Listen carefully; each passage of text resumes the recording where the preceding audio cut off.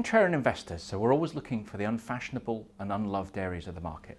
Now, gold puzzles some people. I think Keynes described it as a barbarous relic. But actually, if you look back through time, gold has been used as money and as a store of value throughout recorded human history. And that's why we like gold, because it has a place within an investor's portfolio.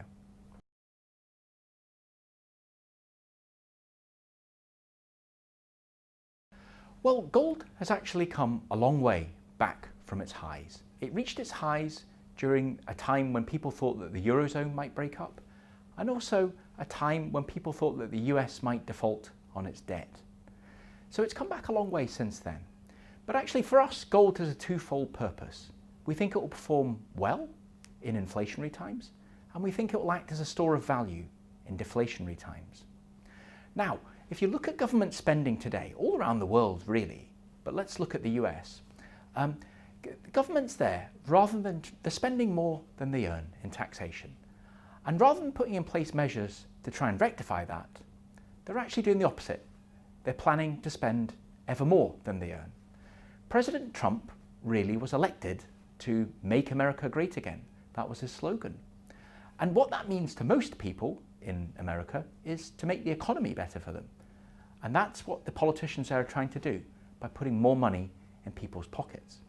So we think that's a good environment for gold from an inflationary angle. Now, of course, markets do go through rocky periods. And this is when gold's store of value comes into its own. And we find that attractive too.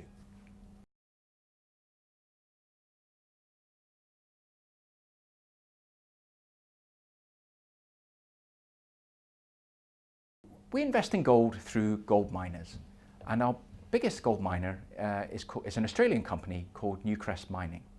Now, the reason why we invest in gold miners is, again, they've done very badly for a number of years. They've done even worse than gold itself, for good reason as well, by the way.